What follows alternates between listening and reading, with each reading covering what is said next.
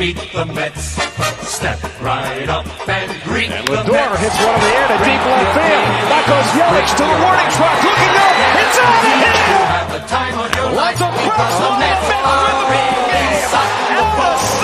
A 2-run bomb into the second deck for Pete Alonso. East side, west side, everybody's coming down to meet the METS Mets. Fly ball left field. Back goes Maton looking up at the wall, and it's out of here! Mark Canha! Turner drives one to center, chasing Hill back to the warning track.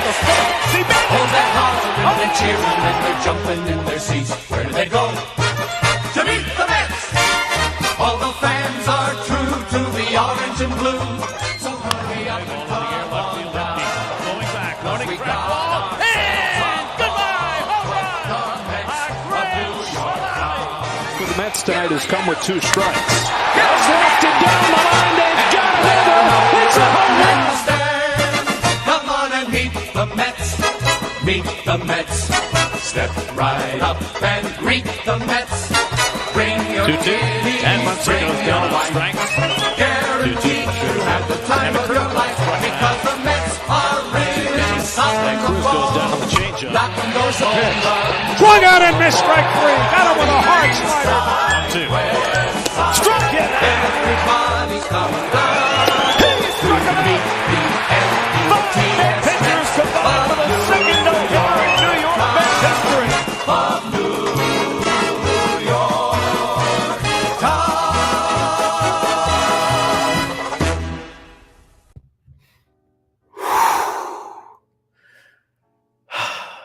It's that time, Mets fans.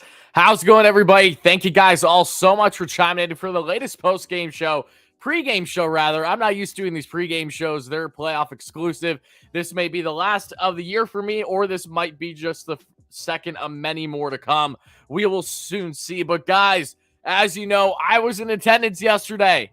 Did a little recap on my phone, trying to exit the parking lot. That literally took an hour yesterday, too, and competence not only by the Mets and their performance, but also by people trying to exit Citi Field. I mean, I got very little sleep. It's felt like a long day for me, and it's just beginning, but I appreciate every single one of you guys being in here. Thank you guys so much for that. Greatly appreciate it. Make sure to smash that like and subscribe button as you guys chime in. Yeah, yesterday was the lowest of the low for me when it came to covering this team all year. You thought you couldn't be like that after the Mets got swept by the Cubs. Early in the year, you thought you couldn't be like that after the Mets got swept by the Braves. But again, when the Mets had a no-show like they did yesterday, it was not easy to handle. Emotions are hot. Emotions are still high now. I'm still nerve-wracked. I feel like as we go along with this pregame show, they're only going to kick in more and more. But no less, this is do or die for the New York Mets. So I would like to first say that regardless on tonight's outcome, we will, of course, be having our post-game show. Stay tuned for that. And also, should the Mets go on, have a great game, awesome. If they don't, if this is the end, I would just like to thank everyone so much further that has been following along the channel all year long. Of course, we're going to have content in the offseason. I just pray to God that I don't have to worry about that stuff anytime soon. But again, we will see what tonight brings. I'm feeling good about this team. I'm still feeling confident. I'm trying to be as much of an optimist as possible. If I was attending Citi Field tonight, which I'm not for obvious reasons, if I was, I would still be going out there getting rowdy as possible. You need to get behind this team until the fat lady sings. Until she does that, the Mets still have a chance. So, guys, I know that a lot of fans are distraught after last night's performance. I do not blame you guys whatsoever. Again, I myself am really going through the wave of emotions just as we're talking right now. Emotions, rather. I want to know, everyone in the live show, we'll do a quick roll call in a second, but I want to know, actually, I just want to know how everyone's feeling. How do you guys expect tonight's game to go? What are you looking for from the New York Mets? That is what I want to hear. I wore the denim jacket explosive at the game yesterday. I wore it at the game yesterday. It didn't do me any luck, so we're not going to wear it tonight. Hopefully me not wearing it will be a positive. Again, I haven't worn it for games a lot this year because it's been covering the Mets throughout the summer. There's no point in me wearing that denim jacket. I'm sweating bullets in my room as is the setup with I got the box light on me. I got the rain light on me. It already feels like a sauna, and it's cool outside. But we're about to deep dive everything that you guys need to know about tonight's lineup, not only for the New York Mets, but same thing can be said with the San Diego Padres. From there, I'm going to tell you guys what us fans are hopefully looking for from my perspective and from you guys. I'm already seeing the chat, how you guys are feeling. I know we got a lot of pessimists in here. I know we got optimists. My great members, Darren, Juan, Dave, thank you guys so much for being here. Greatly appreciate you. All my normal viewers, greatly appreciate every single one of you guys as well. But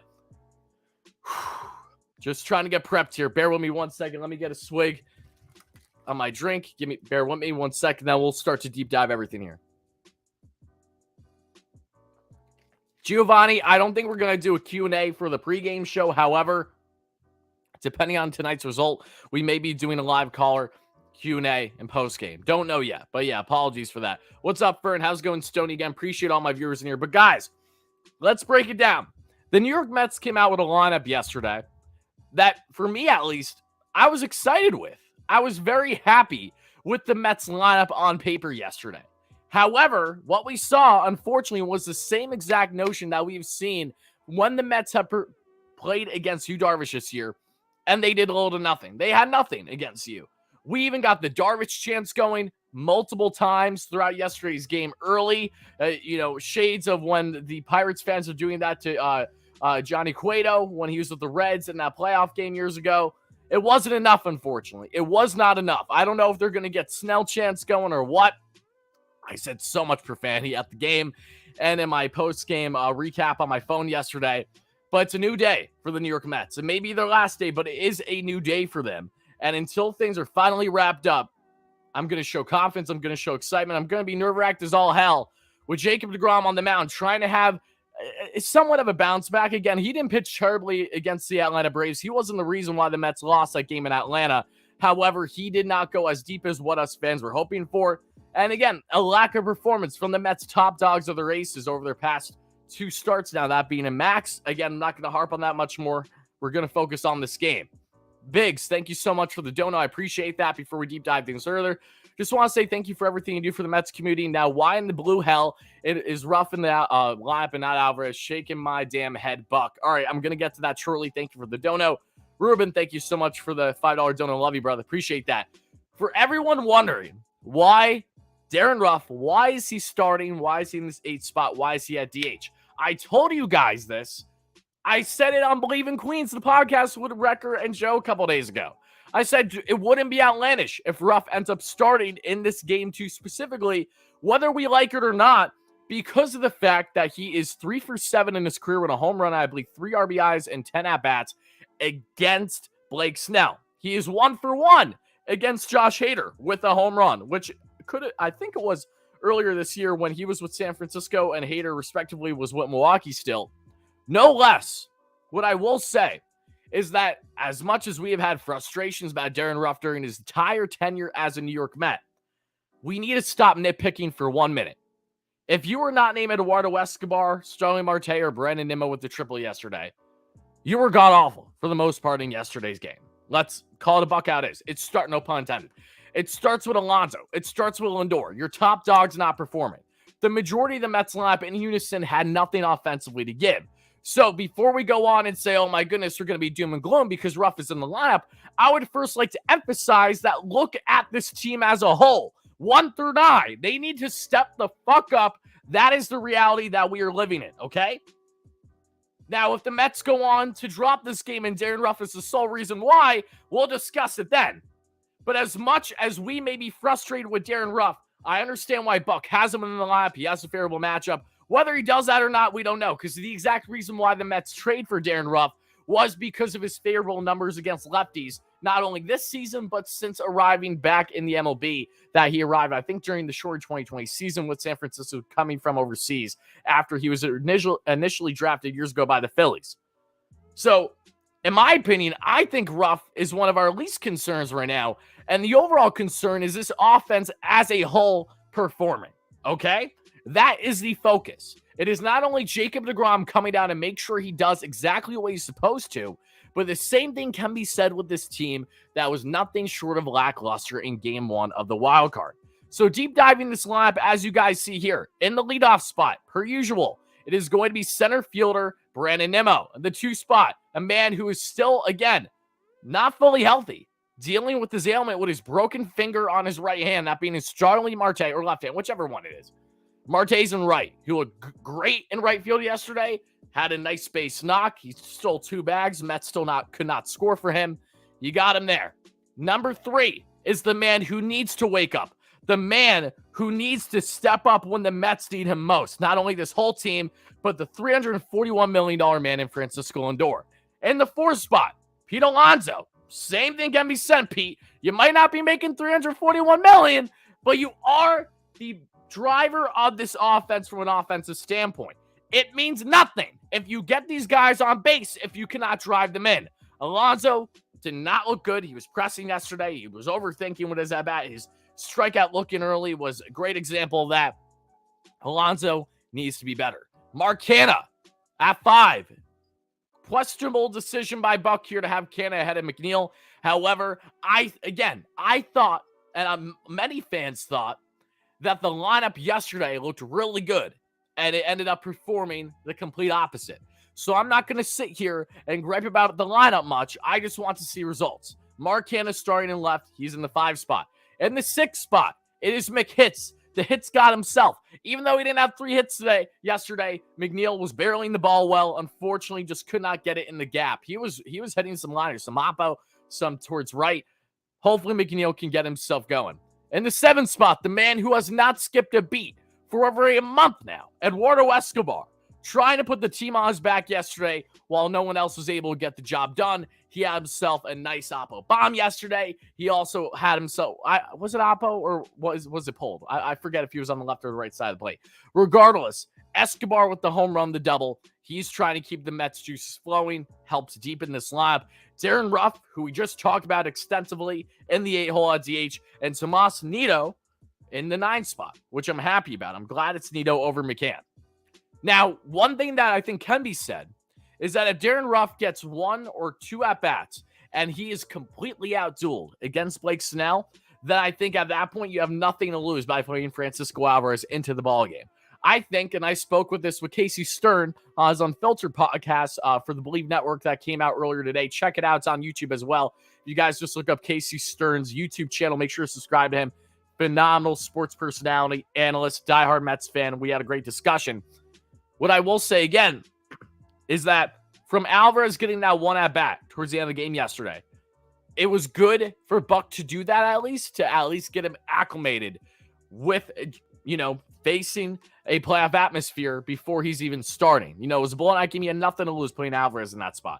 So Alvarez, I would like to see him in this ball game in the scenario where Ruff is beyond lackluster in his first 1 or 2 at-bats. Now, whether that's going to happen or not has yet to be seen. Maybe Ruff's going to produce. Maybe he's going to be great. And if he's not, then put Alvarez in there. That's what I say. But that is your lineup, 1 through 9 for the New York Mets with Jacob deGrom on the hill. Jake with uncertainty on his future coming this offseason. We'll talk about it when we get to offseason talk. Regardless on the results tonight, we're not going to be talking about that anytime soon still. Appreciate Jacob deGrom tonight. Hopefully, we appreciate him the way that he appreciates us fans. Hopefully, goes out there and absolutely shoves the way that we hope, of course. Got to be rowdy for him. Again, Jake in playoffs for the first time since 2015 when he was phenomenal as a youngster, helping lead the Mets all the way to the World Series in which they faltered to the Royals. The Padres lineup that we see here, the Padres lineup is a deep one. It looks good for the Padres. It does. You got Jerkson Profar leading off in left field. Juan Soto in the 2-hole in right field. Number 3 is Manny Machado, who hit a home run yesterday. Same thing as Profar, unfortunately, at third base. Number 4, Josh Bell, who raked against Scherzer and the Mets. He's at DH. Number 5, Jake Cronenworth, their second baseman. Number 6, former New York Met pinch hit god, now turned really solid batter this year, not only with the Reds, but with the Padres. I think my Wi-Fi might be dropping too, guys, so visuals look bad for a second. I apologize. Should pick back up, though. We got Brandon Drury, who did not play yesterday. He is in the starting lineup today at first base for the Padres. In the 7th spot, Ha-Seong Kim starting at shortstop. Trent Grisham, who somehow, someway got a home run off of Max yesterday in center field. And in the 9th spot, it is going to be Mr. Austin Nola at catcher. Blake Snell is your starting pitcher. Now, same way that the Mets faced a lot of issues yesterday with Yu Darvish, they could find themselves facing a lot of those similar issues today with Blake Snell. Blake Snell, for those that don't know, was one of the best starting pitchers in all baseball in the second half this year. He finished his season right around what I believe a 3.3 ERA. Phenomenal second half. Got better as the year went on. He had a solid start against the Mets back in July at home, even though I don't believe he pitched deep. Blake Snell, however, biggest thing with him, he can get plenty of punchies. He also can be erratic. He can be a walks machine. His pitch count can be up like crazy. Ideally for the New York Mets, if they want to win this ball game, it's a couple obvious things. You need Jacob deGrom to perform as advertised. You need to hopefully get 7 innings from him. Because if you don't, then you have an issue, in my opinion. Offensively, you need to jump on Blake Snell, and you need to do your absolute best effort to get an early lead. Because the Mets, as I said yesterday, as I have been saying for a long time, are polar opposite teams, unfortunately, whether they're facing a deficit or if they have the early lead. If the Mets score within the first 3 innings, you love their chances. If they are down by a couple runs or more in the first 3 innings, you do not love their chances. Farthest thing from loving that there. So for Blake Snell, it's about grinding out those at-bats, not having lackadaisical ones. Stop first pitch swinging if you were not named Jeff McNeil. How many times has first pitch swinging benefited this Mets lineup this year if you are not the now reigning 2022 NL and overall MLB batting champion Jeff McNeil, who finished the season with a 326 average? If you are not McNeil, you have no right to be first pitch swinging because 9 out of 10 times it is not going to go in your favor. A lot of times it's going to be a ground ball pulled right to short and it's a double play. So many negative things have come for the Mets when they decide to go first pitch swinging. Francisco Lindor is certainly one of them. I mean, Lindor, with his lazy at-bats, if he's not striking out on a breaking ball, he's pulling the baseball first pitch to end an inning. How many times? It goes right to the shift in between first and second. Toss first, he's out. Point is, the Mets need to grind out these at-bats. Be smart with their location.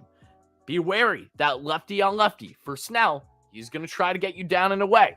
Make sure you are aware of that if you're the WardyNYMs, the McNeils, the Escobars, not the Escobars, just the McNeils and the Nimos of the world. Because as we know, Eduardo Escobar and Francisco Lindor are switch hitters, so they'll both be batting from the right side for however long Blake Snell's in this ballgame. But to advance forward, this offense needs to come together, okay? Jake, if he has a phenomenal start, awesome. It means absolutely nothing, guys. It means nothing if Jake has a great start if this offense doesn't do what they're supposed to. The same way that when Jake was in Atlanta and he gave up 3 runs over 6 innings, that still isn't Jake's fault for that loss when the offense can't muster any more for you, okay? The offense needs to do its job. Jake needs to do his job. We're going to see how comfortable he's feeling, and for Jake, he needs, like Max, who couldn't do it yesterday, brush off these hitters. What are you waiting for? What are you waiting for by brushing off a hitter? What are you waiting for by brushing off Manny Machado? Up and in a little bit. And then you get him for the slider down away. What are you waiting for? I don't understand why the Mets have not done that nearly to the degree that they have this year. Joe, my co-host for Bleav in Queens, made a phenomenal point in exactly that. And for Jake, he cannot pitch to contact. So that's why his location is that vital for this Mets ball game. The heater can't be having that bad boy going right down the pipe a lot, because just like the Braves, Padres will make you pay. They proved that with Max yesterday. Max, the first home run he gave up to that being Josh Bell. Fastball, middle. No shit he's going to barrel that, okay?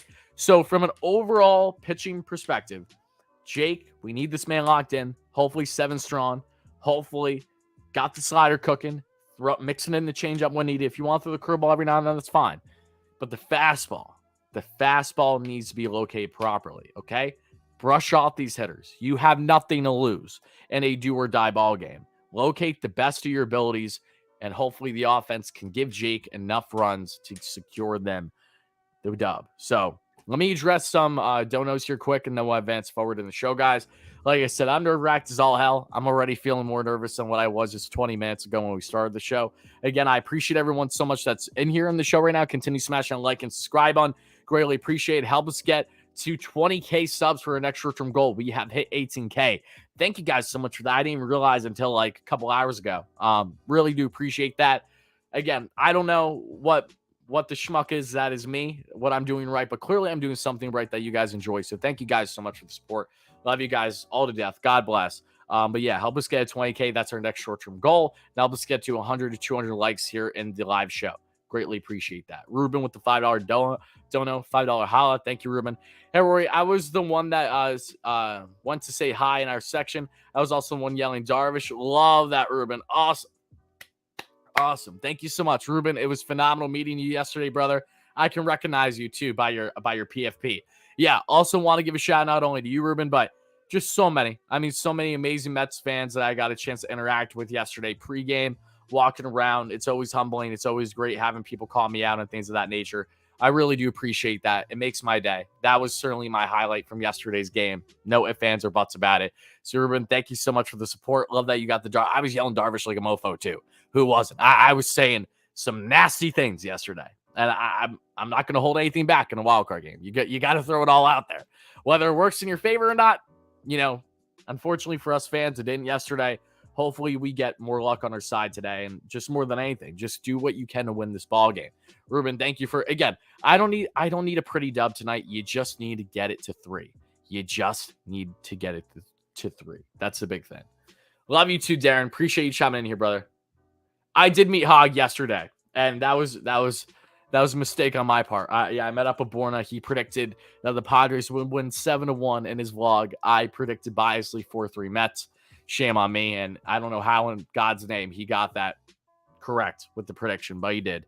I know he was enjoying it. He'll probably be at the game again tonight.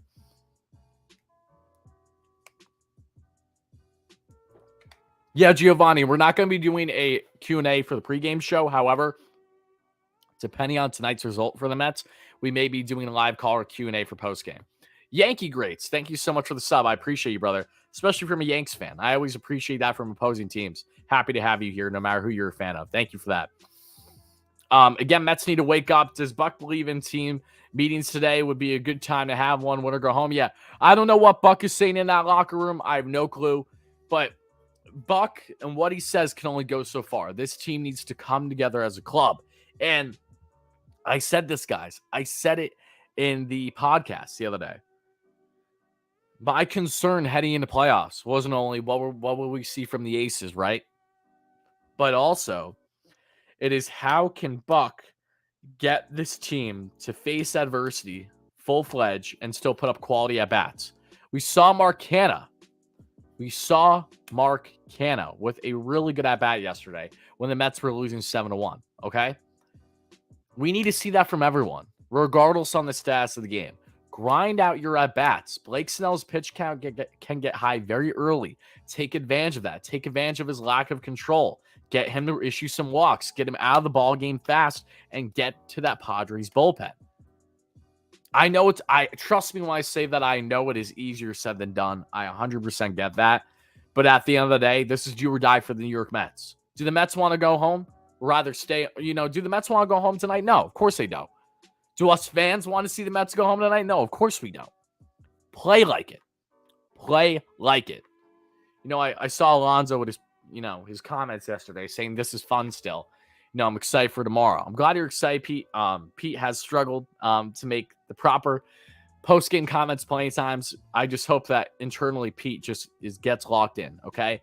We need this team locked in. If they're not locked in, then sayonara, man. I mean, for what an amazing year this has been to be covering the New York Mets.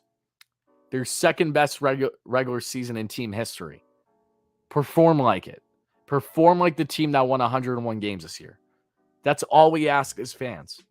And it doesn't need to be the prettiest game, okay? It does not. Just get them to a game 3. Make sure that Seabass will be on the bump tomorrow at 4:07 p.m. Eastern time. For those that don't know, if there is a game 3, it'll be at 4:07, I believe, because of the Guardians winning game 2 today. So the schedule's different. And they advance to the ALDS against the Yankees. That's going to be a fun matchup. Very happy for Jimenez and Rosario, especially. I love my Mets, but I've come to dislike half the fan base. I mean, not every fan is great. I've interacted with a lot of fans that I dislike, and I've interacted with even far more fans that I love. I understand the pessimism. I understand the frustration wholeheartedly. I saw it with my own eyes. I was there. I was one of those fans that was not satisfied. However, all I hope is that at Citi Field tonight, the fans can get behind the Mets and try to stay behind them as long as they can. They will feed off that energy.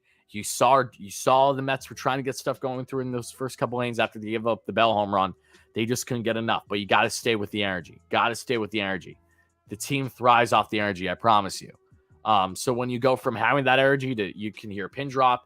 And I know, again, it's difficult for us fans to be rough and rowdy out of our seats when you're already losing 3, 4, 5, 6, 7 nothing. I 100% get that. For me, it was not easy for me to get up and still be, rooting for them. However, they just got to do their best. It's a do or die game. It's all or nothing. Go out there, perform your best from a fan perspective, give them all they got, and hopefully the Mets will be able to do the same and reimburse you for attending. Not reimburse in the sense of getting a refund, but like actually performing the way that you hope they are, which is why you're attending this game. Mel, thank you for the dono. We've been good on Win Series all year. Let's push this to Sunday. Fingers crossed, Mel. Thank you so much for the dono. LFGM to you, my man. Hype in the chat, brother. Appreciate you chiming in. Take out Rough Buck. Clean. Yeah, we'll see what happens. Thoughts on the Seahawks? Gino, I'm not a Seahawks fan, so I have zero thoughts on the Seahawks. I'd appreciate if you stop spamming or you get kicked. So, yeah, congratulations to Geno Smith for being better than Russell Wilson for the first time in his life. Russ playing pretty washed, as is that entire Broncos team. Let's ride, baby. Fans last night should have chanted refund. I would have liked a refund. Yeah, you're not wrong for that. Huge Braves fan. I mostly Braves are pulling for the Mets to win the series against That's appreciate that from the Braves fans. I do.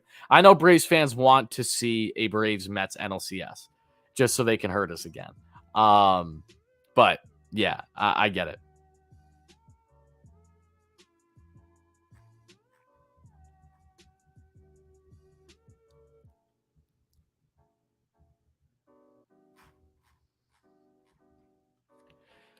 All right, guys, we're going to only probably go live for like another 5 minutes or so. So one thing that I do want to share with you guys before we go is let me hear some predictions. Let me hear some predictions for tonight's game. I'm not going to have one other than I just obviously hope that the Mets take this to game 3. Let me hear it, guys. What are your predictions for tonight?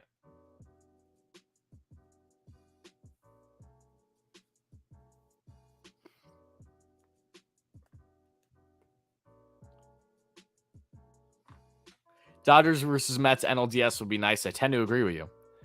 Okay, let's see here. Mets win 3-1. Padres 4-3. Mets win 6-3. 4-2 Padres. Padres 4-3. Diaz with the loss. Ooh, that's an interesting one, Papas. Okay.